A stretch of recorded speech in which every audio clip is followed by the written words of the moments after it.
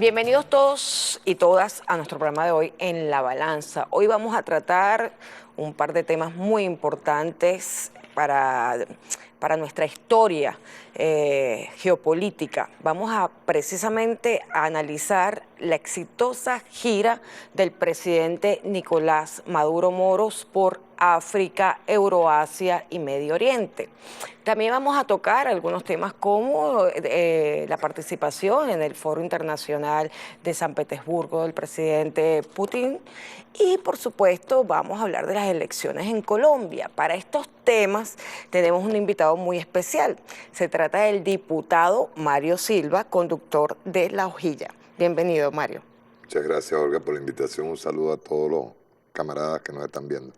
Recordemos que Mario está en la Asamblea Nacional, es segundo vicepresidente de la Comisión Permanente de Contraloría y participa en otras dos comisiones, entre ellas la que investiga los hechos delictivos de la antigua o de la anterior Asamblea Nacional, que todavía está trabajando, estos temas. Y la de Mar Esper. Y por supuesto, los delitos que cuenta el secretario de Defensa de Estados Unidos, Mark Esper, en un libro muy polémico donde relata cómo fueron las reuniones y los hechos vinculados a las agresiones al gobierno nacional, al presidente Nicolás Maduro y todo lo relacionado con los atentados contra la República Bolivariana de Venezuela. Estimado diputado, además de bienvenido, para mí es un honor tenerte y para todo el equipo de producción tenerte aquí hoy que celebras además 18 años de tu programa La Hojilla. Ya La Hojilla es mayor de edad. Todos hemos seguido el recorrido de ese programa, todos hemos estado enganchados 18 años al análisis político nacional e internacional. Felicitaciones a ti, a Guerrero, a todo el equipo de producción. Cuando dicen a mí a Guerrero, pues somos los dos sobrevivientes, ¿verdad, compadre? Todavía claro, a Elin Padrón que estuvo allí, a tanta gente que estuvo compartiendo, además ese importante espacio. Néstor Francia, sí. Así es. Mario, yo voy a pedirle al director que nos permita un video para ubicar los países que visitó el presidente Nicolás Maduro, para que nos hagamos una idea en el mapa de cuáles fueron las visitas que hizo nuestro presidente Nicolás Maduro en razón de fortalecer la cooperación energética, cultural, educativa, en materia de ciencia y tecnología y sobre todo antiimperialista en función de un nuevo orden mundial. Director, por favor, el video.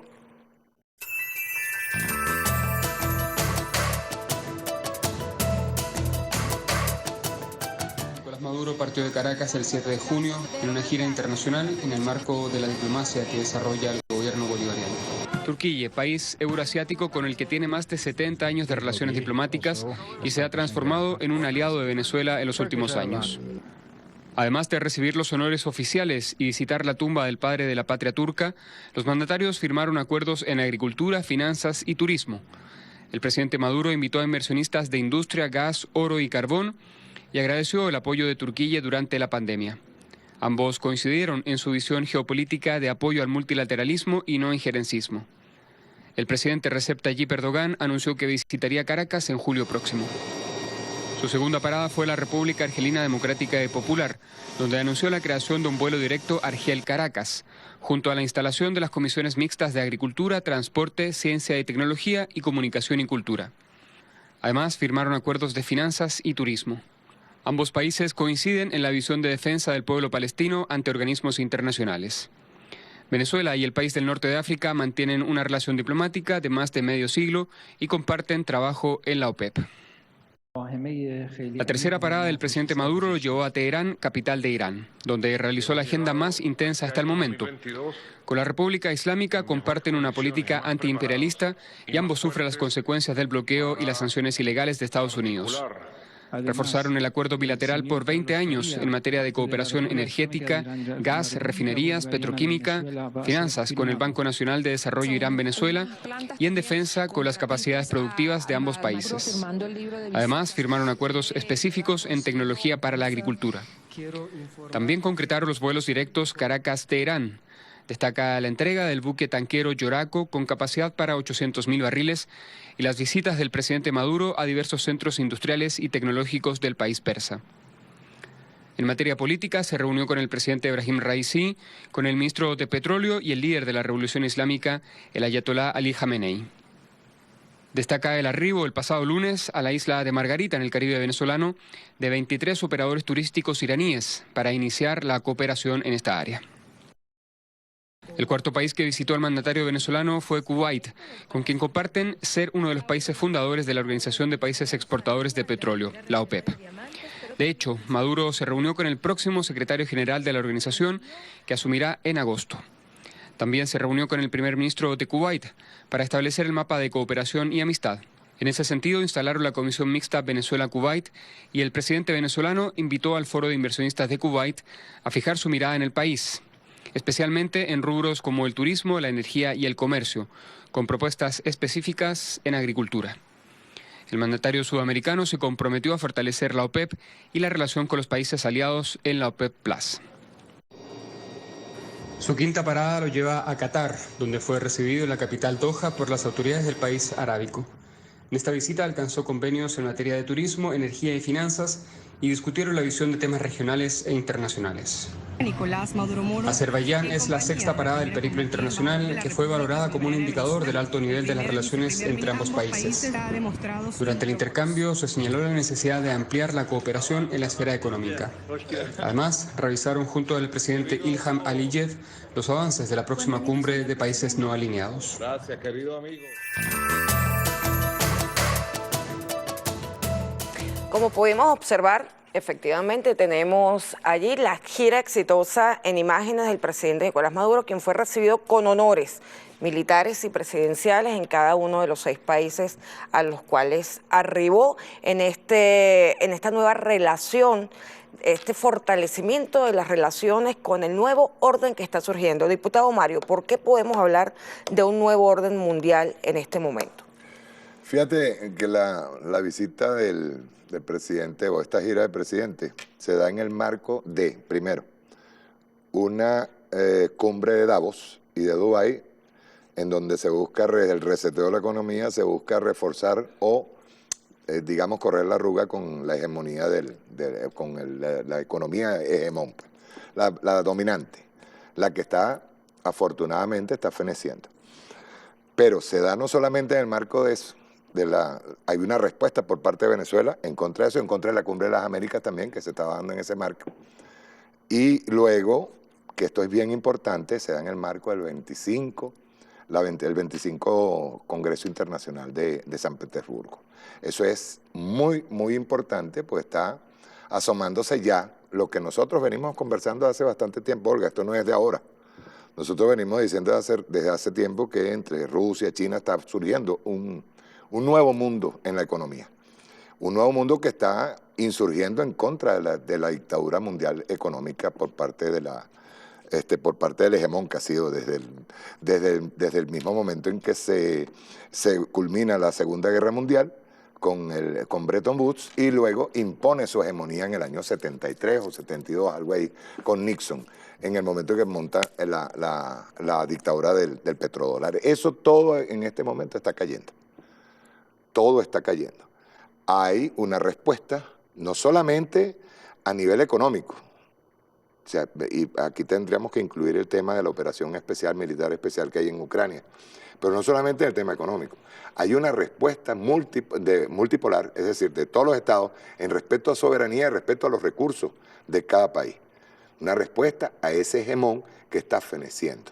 Esto es bien importante porque es el marco de las visitas que hace el presidente de la República. No solamente por el significado que tuvo con respecto a nuevos tratados. Fíjate que el tratado con Irán es a 20 años. O sea, estamos aspirando a me imagino que luego se harán otros tratados, pero a 20 años estamos hablando de una alianza perfecta con la Revolución Islámica. Estamos hablando también con el contacto que tuvo con países OPEP, que la OPEP jamás puede seguir cayendo en control de Estados Unidos. La OPEP tiene que seguir siendo un organismo que responda a los intereses de cada uno de los países de la OPEP y cada uno de los países petroleros, incluyendo Rusia con la OPEP Plus. Así es. Es decir, hay en este momento unas expectativas muy grandes en cuanto a este nuevo polo económico que está surgiendo. Un nuevo polo económico nada más no. Estamos hablando de un nuevo polo económico y un nuevo polo de defensa militar, política, social, de respeto a cada uno de los pueblos. Y Venezuela está digamos, con esta gira, Venezuela se coloca en la punta. Es lo que yo siempre digo, Venezuela tiene que empezar no solamente a retomar su rol luego de las medidas coercitivas unilaterales, sino a tomar su rol como país rector, también primero por los recursos que tenemos, sino también para lograr tecnificarse, lograr salir de la dependencia del petróleo para convertirnos en un país potencia. No solamente, diputado, estamos hablando del hegemón Estados Unidos, sino del bloque occidental que representa o que coordina el hegemón. Estamos hablando también de Europa, que efectivamente ha sido un aliado que ha salido muy perjudicado en estas últimas actuaciones de Estados Unidos. Se llama la economía boomerang. Así es. O sea, las sanciones boomerang. Entonces, hemos visto que el presidente Nicolás Maduro hace esta gira estratégica muy importante a nivel internacional. Los países que visita no solamente el norte de África con Argelia, visita Medio Oriente con Kuwait y Qatar, visita Euroasia, con Irán y Azerbaiyán. Entonces, estamos viendo que se está armando, de verdad se está construyendo, fortaleciendo lo que siempre se dijo desde el comandante Chávez, a construir otro mundo posible, un mundo multipolar y pluricéntrico, donde se respete de verdad el derecho internacional y se construya un derecho internacional que realmente garantice la igualdad entre los países. Esta situación ocurre en medio de una aceleración brutal de las medidas coercitivas unilaterales, no solamente contra los países que ya tenían medidas, Rusia también ya tenía medidas, sino particularmente contra Rusia. Y decía Vladimir Putin en reciente intervención que efectivamente estas medidas fracasaron y lo que hicieron fue acelerar la torpeza de Occidente, del arrogante Occidente. Lo que hizo fue acelerar lo que tenía que nacer por el bien de la humanidad, que es un nuevo orden mundial. Fíjate, ve, vamos a partir de un hecho que para mí es muy importante, que es cómo funciona la economía mundial, de acuerdo a Occidente, que va de burbuja en burbuja, ¿verdad?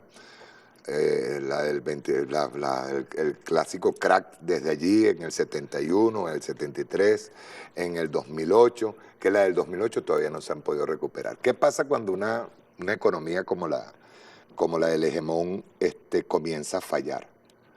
Primero, ellos se arrojan, o sea, se tiran encima de Rusia, buscando no solamente el dominio de Rusia, es el dominio del territorio ruso. Quedemos claros en esto. Sí.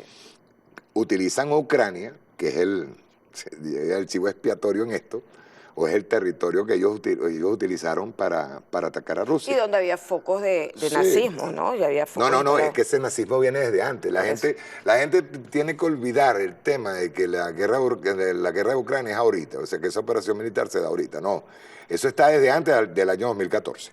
Eso tiene más de 8 años y ahí hay un germen de un nazifascismo que viene germinando incluso en países como Alemania, España, lo puedes ver con Vox, lo puedes ver ahorita en Alemania también. Ve bien, ahora, la economía, que es lo que hay que importar aquí. ¿Cómo trabaja la economía Wall Street, que es la economía especulativa? Lo puedes ver ahorita yo te doy un ejemplo pequeño, pero es práctico. El tema de las criptomonedas.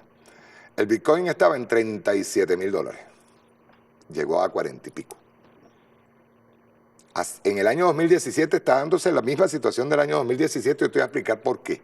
Porque ya es hasta cínico como lo hacen. La cripto la bajan de 37, 40, la bajaron ahorita, bajó hasta menos de 18, llegó a 17. ¿Por qué? ¿Quiénes son los capitales que pueden comprar grandes cantidades de cripto? Pues ellos no pueden dominar digamos, la relación de cripto por los blockchain. Ellos no pueden dominar eso. No lo han podido hacer. Ellos pueden controlar el precio a medida que compran y venden en grandes cantidades. Ellos dejaron de comprar, se tiran por Wall Street la baja del Bitcoin, la bajan a 17. Para captarlo. Para captar todo. ¿Por qué? Porque va a haber mucha gente desesperada vendiendo cripto. Los pequeños compradores, los que tienen pequeñas cantidades. Ellos van a tratar de acaparar el mercado de las criptos, sobre todo el Bitcoin. y van a dispararse de nuevo. ¿Qué efecto tiene en la economía? La de ellos. ¿Qué efecto tiene? Ellos no han podido, o sea, Rusia está afectada por las medidas coercitivas, pero más afectados están ellos en Europa, están ellos en Inglaterra, están ellos en Estados Unidos. Está afectando a sus pueblos. Inflación, subida de precios, escasez de alimentos, escasez de energía. O sea, ¿qué es lo que te vas a encontrar allí? Los grandes capitales, ese 1% del que siempre nosotros hablamos, son los que están en este momento enriqueciéndose. Ellos no están siendo afectados, están siendo afectados los pueblos. Pero no contaban con algo. Primero con que Rusia se mantuviera, bajó, fue afectado el rublo, volvió otra vez a escalar el rublo, mantiene su economía. Hay un buen número de países en este momento que se están unificando en lo que es el multilateralismo, en el caso de China, con Irán, hay varias potencias emergentes, lo que decía el presidente Nicolás Maduro, están las potencias emergentes. Y quienes están sufriendo son los pueblos europeos y pueblos norteamericanos y todos aquellos gobiernos que siguen pensando o siguen la huella yo diría que son lacayos pues de Estados Unidos. ¿Ves? Eso es bien importante que lo señalemos en el caso económico. En el caso social van a presentarse, Olga, y esto no es de ahora, antes de la operación militar, que ellos estaban empujando a Ucrania a la guerra. Desde la operación militar ya ellos tenían problemas con el gas y tenían problemas con la energía en Europa, subiendo los precios de una forma cínica, descarada, porque Rusia seguía vendiendo al mismo precio, porque ellos estaban subiendo los precios. Entonces dedicaron más tiempo a tratar de alar combustible para poder efectuar el ataque hacia Ucrania. Pero Putin los madrugó con la operación militar. Así es.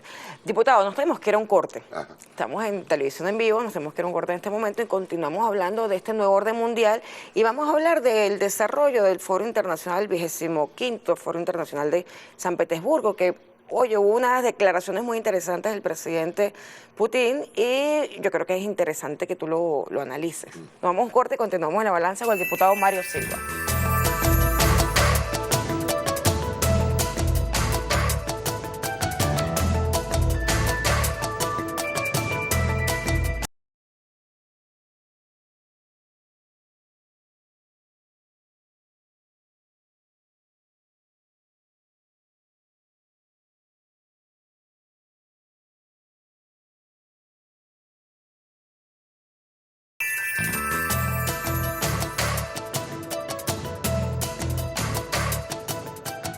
Todo el sistema de relaciones internacionales, donde aumenta el rol de países pujantes, prometedores de varias regiones, cuyos intereses no se puede ignorar.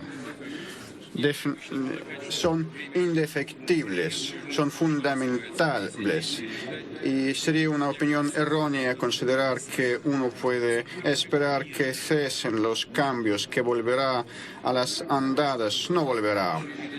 Pero parece que las élites gobernantes de algunos de países occidentales siguen teniendo tales ilusiones, no quieren ver cosas obvias, se apegan obstinadamente a sombras del pasado, piensan que el dominio del occidente es inamovible, no hay nada inamovible.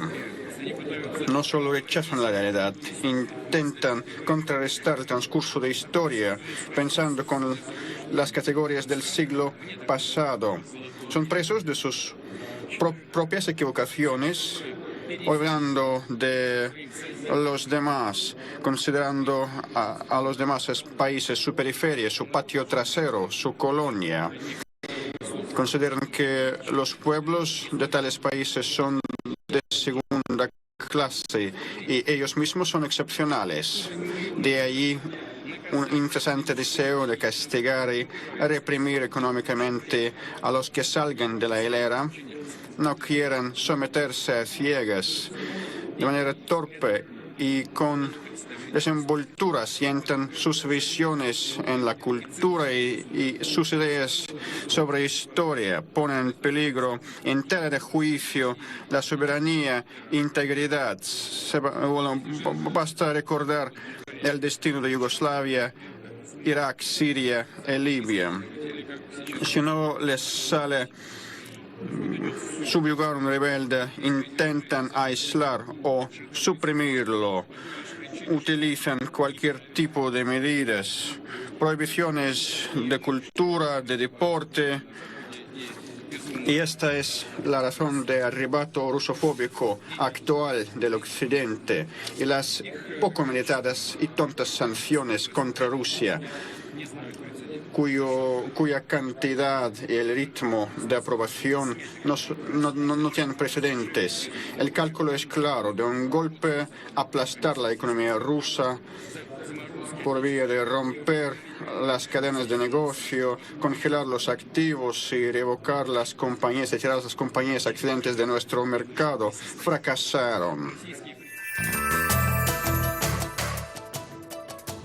El presidente ruso en esta 25ª reunión, foro internacional de San Petersburgo, que es un paralelismo emergente de las economías y un paralelismo de la reunión de Davos. Aquí dice algo muy claro: fracasó Occidente en los intentos no solo contra Rusia, sino en mantener las categorías de épocas pasadas, la doctrina Monroe, como otras doctrinas de agresión y de imposición cultural, económica y del modelo de vida occidental. ¿Qué dice usted, diputado Mario Silva, a esta intervención del presidente Putin y a todo lo que se abre con este nuevo surgimiento? Tú sabes que Chávez decía muchísimo, yo lo repito cada rato, decía que de lo local hay que pasar a lo regional, a lo nacional y lo nacional a lo internacional. Todo, absolutamente todo está vinculado. Bebé, nada es casual. Primero que nada vamos a decir que Putin utiliza una frase, ¿verdad?, cuando dice nada permanece, que es marxista. Nada permanece, todo cambia. Eso es marxismo puro. Y es verdad. Cuando Putin toma el poder, que viene de la perestroika. Viene de la perestroika, que viene sobre todo del horrendo gobierno que tuvo Yeltsin, de entrega total a los intereses norteamericanos y neoliberalismo más brutal, ¿verdad? Putin dice otra frase que es importantísima decirla. Ok, ustedes son los ricos, ustedes son los empresarios, pero, ojo, de ahora en adelante ustedes no me hacen política. Ustedes dedíquense a lo suyo, yo me dedico a lo mío. Y el Estado toma control. Yo siempre he dicho que una de las cosas fundamentales que debe tener un país es el control. El Estado tiene que controlar la economía. O sea, el empresario a su área. Por ejemplo, Fede Cámara aquí quiere hacer política, tiene que agarrar y montar un partido político y olvidarse del empresariado. Vamos a ser claros. O sea, el empresario tiene que entender que un Estado fuerte es el Estado que controla. Yo lo pienso así. No, y un Estado fuerte es el único que puede garantizar la soberanía de un país. Ve bien hacia dónde voy. ¿Qué pasó con Rusia? Rusia se fue potenciando, tiene industrias suficientes internas como para producir y como para, en medio de las medidas coercitivas unilaterales, jugar con su propia economía, y en lo internacional tiene nada más y nada menos con un aliado perfecto que es China, un aliado perfecto que es Irán, y aliados perfectos que son países que están en este momento con materia prima como nosotros, ¿verdad? Vamos a empezar por allí. Sacar liquidez a la calle. ¿Y qué es lo que va a comprar? No solamente eso, sino que incentiva al nacionalismo en la población rusa. Aquí no nos vamos a caer coda que Rusia es un socialismo, ni mucho menos. No, nada en absoluto. Pero sí es un capitalismo controlado en lo social, en lo político y lo económico. Aquí hay mucho. Miren, con esto que está haciendo Putin, con lo que está haciendo China, que a China siempre se le acusó de ser una fábrica, que con las zonas económicas especiales, que no debió haber hecho eso, que tal. No, China se convirtió en la primera potencia. Yo no estoy en este momento diciendo que China sea segunda potencia, no, es la primera potencia económica del mundo. Y la alianza entre China y Rusia están colocando, repito, ese nuevo orden mundial en la mesa para ser aprovechado por todos los países. Pero ve bien, hay cosas que nosotros debemos aprender y sobre todo, dijo Delcy el otro día en el foro de San Petersburgo, dijo, nosotros en medio de las medidas coercitivas unilaterales hemos sido creativos. Así.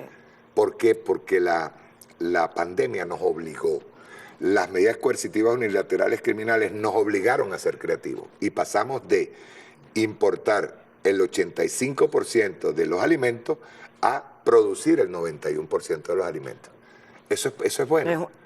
Es un cambio de más de 180 grados. Exacto, porque ellos nos atacan con el tema de los CLAP, con el secuestro del doble secuestro de Alex Saab, pero al mismo tiempo nosotros pudimos responder de manera creativa, como tiene que ser. Entonces, es decir, yo soy marxista, declarado, guevarista, declarado, chavista radical, declarado. Pero el marxismo hay que reevaluarlo.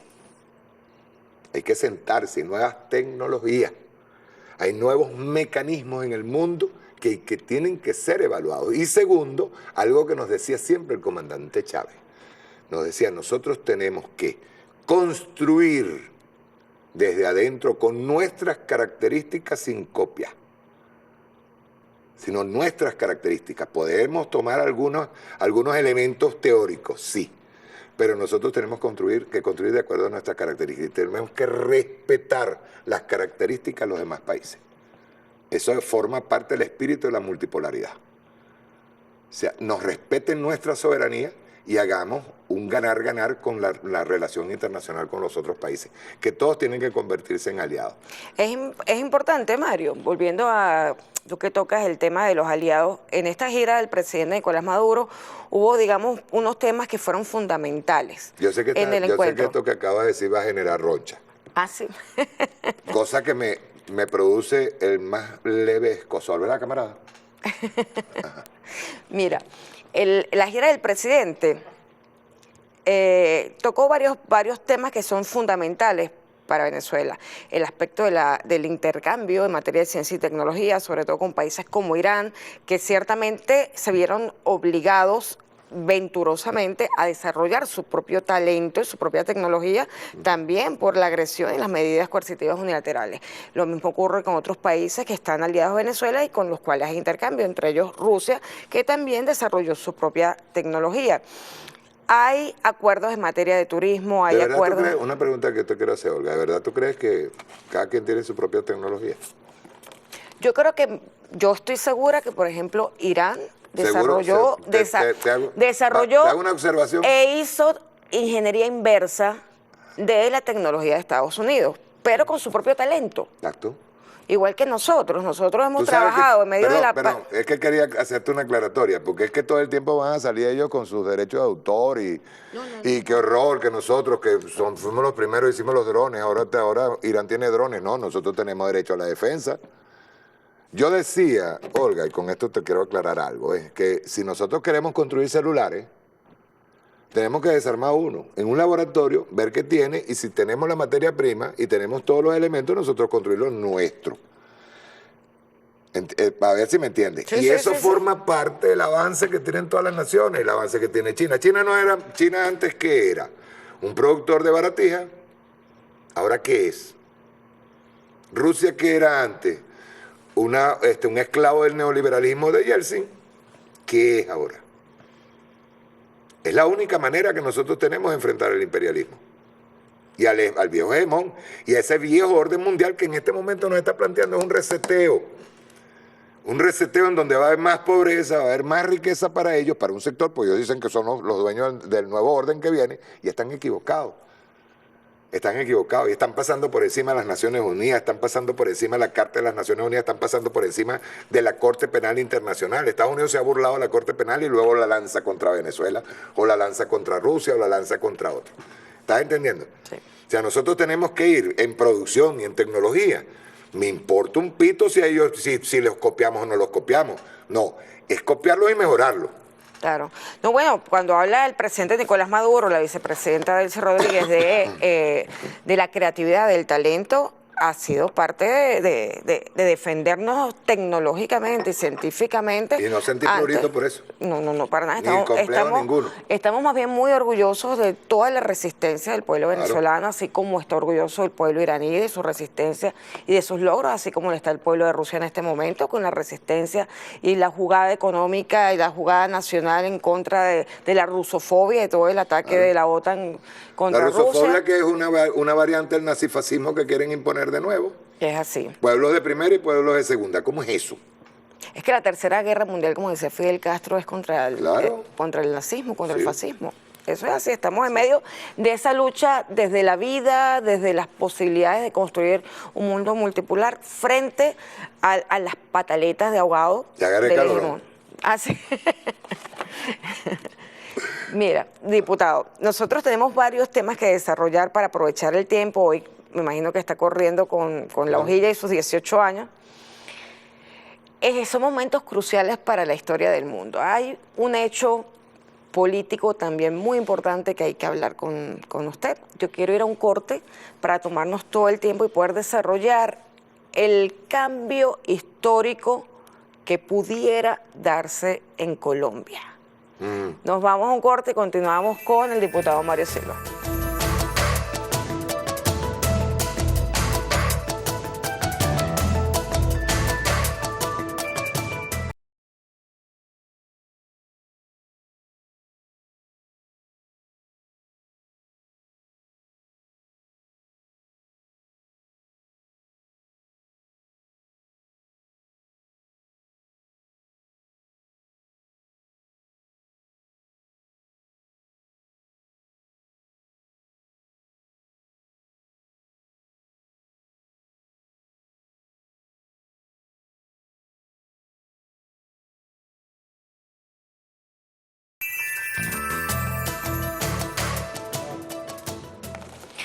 Yo quisiera en este momento, estamos de vuelta en la balanza con el diputado Mario Silva, conductor del programa La Hojilla, que hoy cumple además 18 años. Estamos también compartiendo la celebración. Queremos pedirle al director, porque vamos a hablar de los cambios que pudiera haber en Colombia y vamos a hacer un análisis del proceso electoral, que nos ponga la intervención de la vicepresidenta, una intervención corta para no quitarle tiempo al invitado, de quien representa la pluralidad de las esperanzas que ayer fueron depositadas, ayer no, el domingo, en las urnas electorales en Colombia. Permítanos el video, director.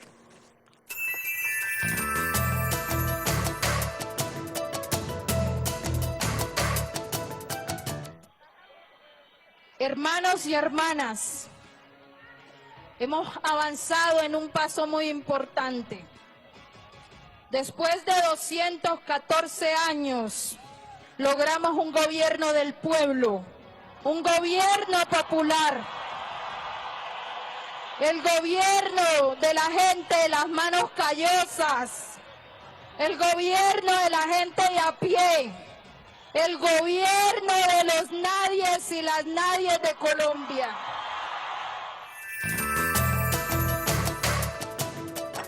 Pusimos ese corto mensaje, en ese momento estaba en la tribuna la vicepresidenta electa Franci Márquez en Colombia, también estaba el presidente electo Gustavo Petro, pero como imagen, como símbolo de la Colombia profunda, quise colocar a esta mujer afrodescendiente porque tenemos que ver que en ese proceso electoral hubo gran unidad de todas las esperanzas de los campesinos, de los afrodescendientes, de los líderes indígenas, de los líderes sociales en toda Colombia que han sido perseguidos, desaparecidos.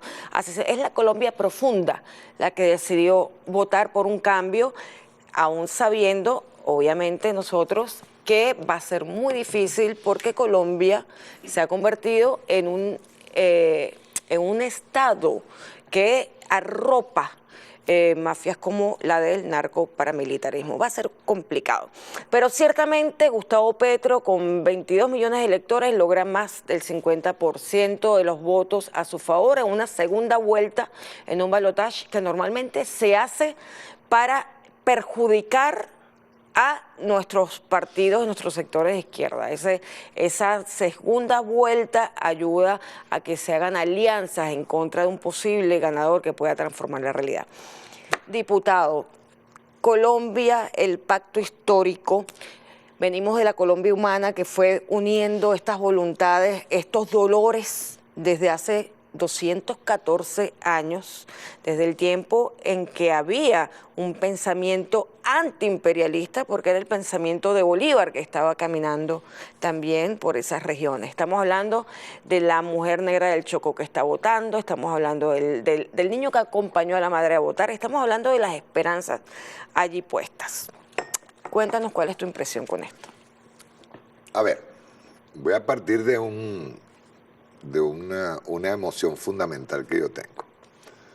Ojalá lo que esté ocurriendo en Colombia ahora mismo sea para impulsar un cambio de fondo y no de forma.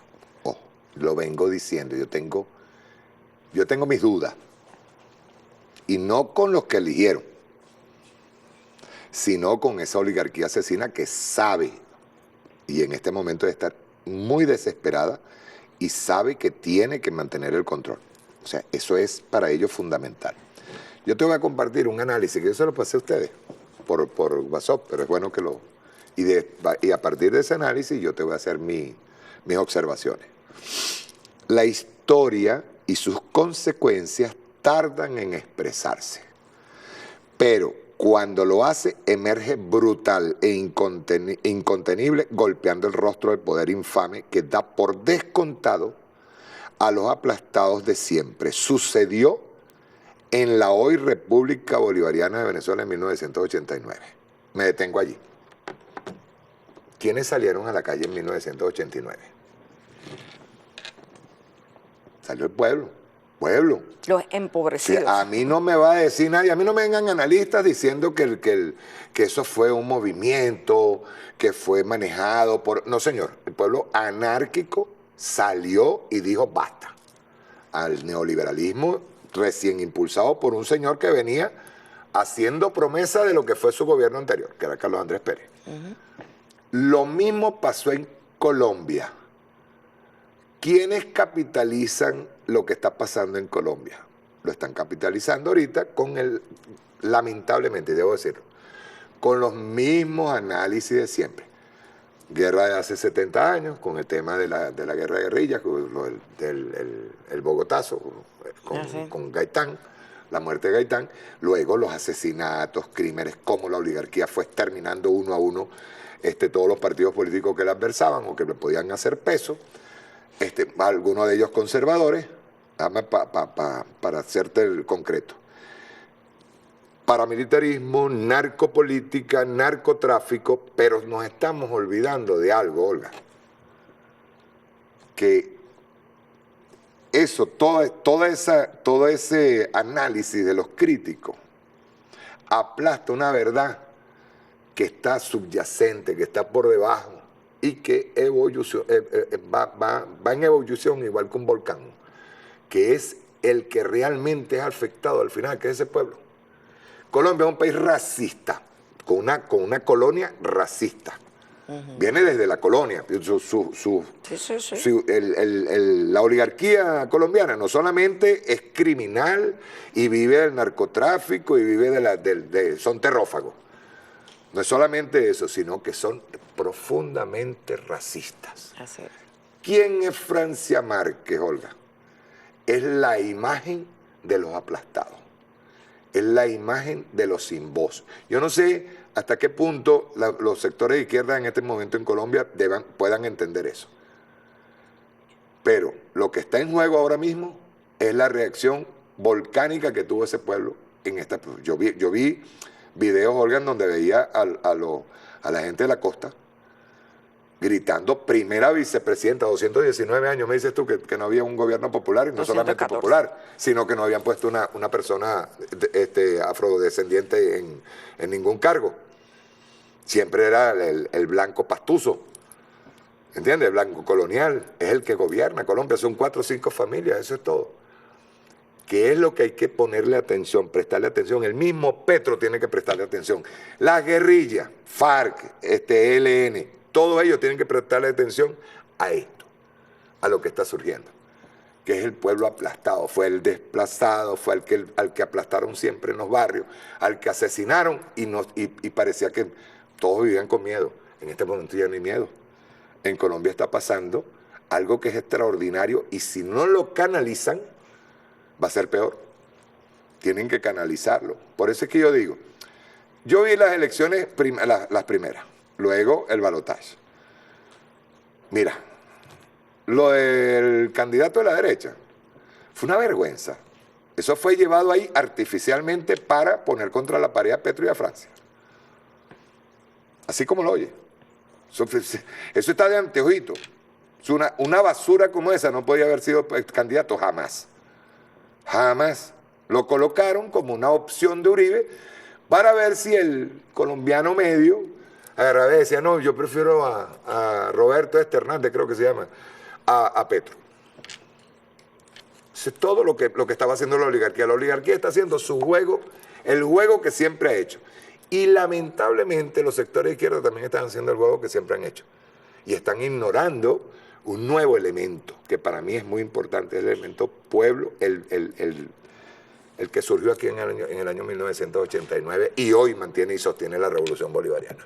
Oye, es importante, Mario, también analizar que la situación, normalmente cuando surge un movimiento liberador, una propuesta que busca desarrollar un proyecto histórico o busca cambios, transformaciones, siempre tiene que tener en cuenta si la Fuerza Armada está involucrada o no con esta visión de cambio. Si no, la situación se hace muy difícil. Claro. O sea, nosotros tenemos muchas esperanzas y nos alegra esta victoria contundente del pueblo profundo colombiano, pero uno dice, ya va, pero van a tener muchos escollos, porque nada más con las bases militares norteamericanas, con la formación de la Escuela de las Américas de los militares colombianos, habría que ver qué tan complicado se hace el gobierno del pacto histórico. ¿Okay? Aquí estamos hablando de diferentes, una diversidad muy importante de sectores de la vida colombiana que fueron invisibilizados históricamente y que fueron perseguidos, desaparecidos y desplazados. Entonces, hay un dolor muy profundo en Colombia que va a ser muy difícil sanar con justicia. Digamos que la primera impresión, por ejemplo, del narcoparamilitarismo que representa Álvaro Uribe en su propia voz, fue señalar a Petro como el próximo castrocomunista, castrochavista reciente. Y además decir que a él le preocupaba mucho que se iba a potenciar el problema del consumo de droga en Colombia. A mí me llama la atención este discurso de estas mafias, ¿okay? Del narcoterrorismo internacional, que ahora plantean un problema que no es el problema de Colombia. El problema de Colombia es la producción de la droga y el tráfico de drogas, no el consumo. Entonces, digamos, ese doble discurso de estas mafias criminales. ¿Cómo manejará este gobierno del pacto histórico? ¿Cómo podrá hacerlo? Yo repito, yo estoy alegre porque llegó al poder un sector al que se le dice izquierda. Yo he dicho ya en el Twitter y todo, y no me sientan desesperanzado tampoco, ¿no? Lo difícil viene ahora. Ese es un sistema, escúchese bien. Una cosa es que tú llegues al gobierno por elecciones, otra cosa es que tú mandes. Que tengas poder. Que tengas poder, o sea, que tú llegues al poder. Ese es un sistema que está sincronizado con la oligarquía, simple. Con la producción de cocaína, está sincronizado con el gobierno de Estados Unidos. Estados Unidos se encargó en el último mes de incluso incluir a Colombia como socio de la OTAN. ¿Por qué tú crees que lo hace? ¿Qué tú crees que está jugando a qué? ¿Qué pasó con Castillo en Perú? A Castillo no lo han dejado gobernar. Y Castillo, me disculpan, no ha tenido esas grandes de agarrar y de sacar el pueblo a la calle y vamos a hacer una transformación real. Repito, la única manera que tiene Colombia en este momento es aprovechar este momento histórico, para mí es muy importante, pero aprovechar ese impulso y no desgastarse con las políticas que vienen de parte de la oligarquía.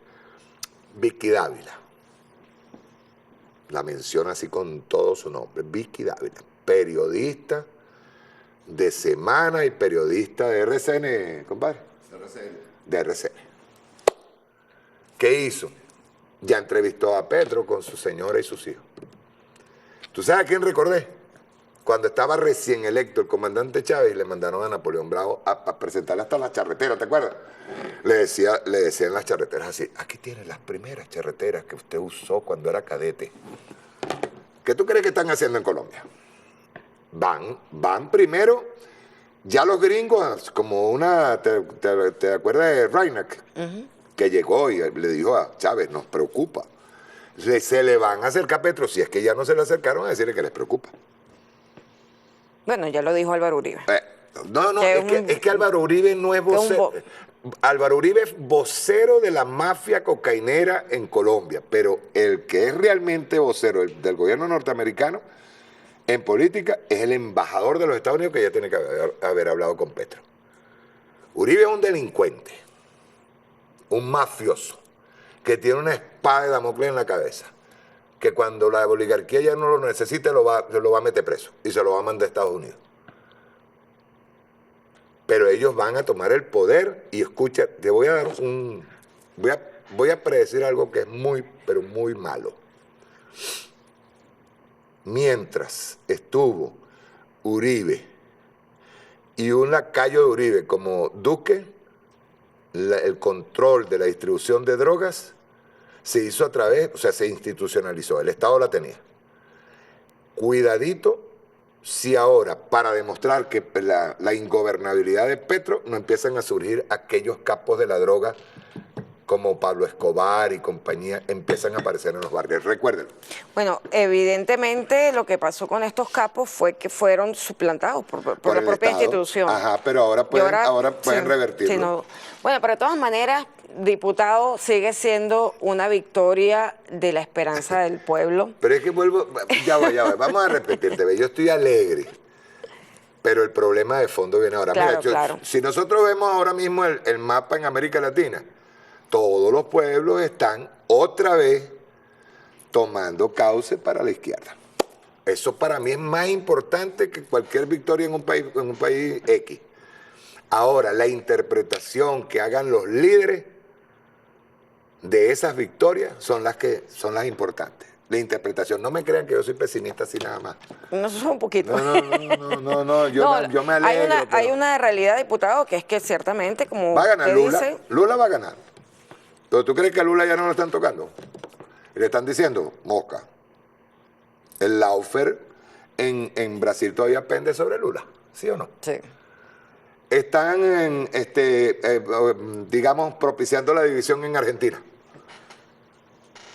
¿Eso no es? Así es. Entonces, depende de los liderazgos, dependen de la conciencia del líder y depende de la conciencia del pueblo. Nuestro pueblo está clarito, ¿sabes? Nuestro pueblo, Venezuela. Venezuela en este momento está tomando un rol importantísimo en la región. Y ojo, no es que vamos a dirigir las revoluciones que puedan surgir en América Latina, no. Cada quien con sus particularidades. Pero nosotros tenemos que seguir siendo ejemplo, igual que con Chávez y con el presidente Nicolás Maduro, seguir siendo ejemplo de cómo se hace una revolución. Se toma todo, compadre. Político, económico, social, militar, ojo, que lo decía cultural, porque es y muy cultural. Simple. Si no lo entienden, entonces vamos a pasar... No. Recordemos a Chávez, volvamos a Fidel, volvamos al mismísimo Correa. ¿Cómo está Ecuador ahorita? Todos los gobiernos de derecha que llegaron al puerto están fracasando, están colapsando. Incluyendo el de Duque. A Duque lo tenían ahorita como uno de los países con mayor crecimiento. ¿Crecimiento para quién? Crecimiento para ese 1%.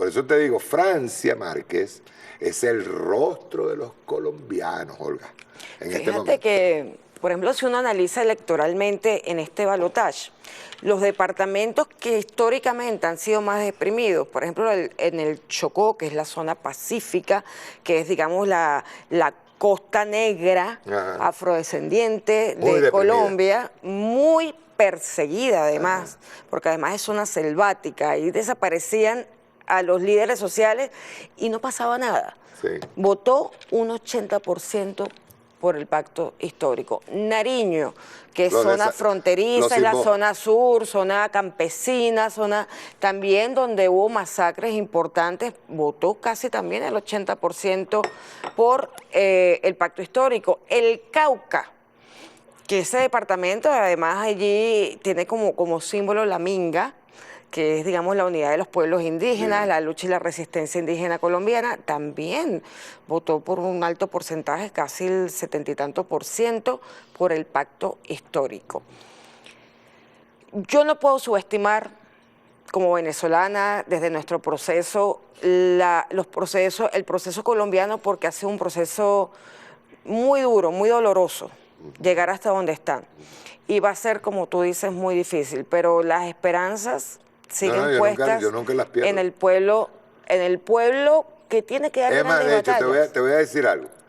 ¿De verdad tú crees que dentro del ejército colombiano Debe haber algo patriota. hay gente Debe haber. patriota que en este momento dice, bueno, tenemos la oportunidad de hacer un cambio?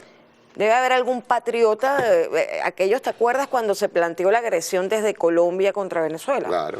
Que algunos generales colombianos dijeron que ellos no querían participar de una guerra contra Venezuela, no solamente por la capacidad militar, que era inferior a la nuestra, aunque tenían bases Sino que es un militares pueblo norteamericanas, pero se negaban. O sea, debe haber a lo mejor una semilla. No, yo sí ahí. creo, yo sí estoy consciente de que dentro de Colombia hay una semilla, tanto en lo militar como en lo político, en lo social, hay una semilla que está germinando. Pero, repito, 200 años. repito, el cambio no puede ser de forma, No. tiene que ser a fondo, sin temor, y confiar en el pueblo colombiano. Ese pueblo que acaba de insurgir. Por eso te digo, yo no soy pesimista con eso. Yo soy pesimista si nosotros empezamos a utilizar la política como un correr la arruga. Eso sí es pesimismo. Ahí sí, no se puede correr la arruga. A mí lo que me preocupó digamos, el mensaje de la vicepresidenta, que ciertamente, aunque hay importantes movimientos de mujeres en Colombia, de todos los sectores, ¿ok? El tema de llamarle patriarcado a lo que realmente es capitalismo. Porque el capitalismo es el que ha impuesto un modelo cultural, un modelo social. No me vas a provocar, no me vas a meter en esa discusión. Ya yo bastante. Yo tengo hacia Villegas al lado, yo discuto cada rato con él. No, pero también entiendo la lucha de las mujeres, pero es que el modelo cultural occidental impone el patriarcado. Olga, te lo voy a... O sea, el origen del patriarcado es más allá. Yo voy a ir un poquito más allá. Yo entiendo todos los movimientos y, como te digo, colectivos. Y apoyo todo lo que los movimientos colectivos tienen, van en búsqueda de reivindicar su lucha, ¿verdad? Pero les recuerdo a todos los movimientos que nosotros tenemos un objetivo común, que es la lucha antiimperialista y el socialismo. Que además el gran generador de esos antimodelos. No. Digo esto porque si nosotros, una de las cuestiones que ha hecho el imperialismo es que ha comenzado, Olga, a estimular colectivos que tienen una lucha que es justa, válida, para debilitar la lucha. Debilitar el objetivo principal. Mosca con eso. Y lo he visto. Yo lo he visto cómo los colectivos debilitan la lucha general. O sea, está bien, y los respeto, y de verdad, y cada vez que tenga que levantar la mano con una nueva ley, o tenga que levantar la voz por cada uno de los colectivos, yo la levanto. Pero mosca, ojo, atención a que no se puede permitir que esos colectivos sean utilizados para la división de la revolución. Eso no se puede dispersar la lucha. Exacto. Nosotros Por eso es que dije, no me vayas a provocar. no podemos dispersar la lucha, nosotros mantenemos la unidad antiimperialista en nuestra América, la unidad con otros pueblos y otros gobiernos y seguimos construyendo otro mundo posible. Gracias, diputado Mario Silva. Hoy felicidades por los 18 años. Por ahí había una imagen de los 18 años de la hojilla. Felicitaciones, vale. 18 años. Aplaudan. Es que la mayoría de edad no se cumple todos los días. Y gracias a todo el equipo de producción. Y gracias al pueblo venezolano. Y a Sin el pueblo ustedes que nos venezolano, acompañan. Nosotros no hubiésemos podido cumplir los 18 años. Así es. Y al camarada sobreviviente, Julio Guerrero. El de la chaqueta negra, usted es famoso, compadre. Usted hay que presentarlo hoy en la noche. Hoy también está de cumpleaños Nicolás Maduro Guerrero. Nicolásito, está de cumpleaños. Fíjate, nosotros iniciamos los días en el cumpleaños de Nicolásito. Un abrazo a Nicolásito desde aquí. Un saludo, gracias a todos por habernos acompañado. Espero que el análisis de hoy haya servido para que tomen sus propias conclusiones. Gracias.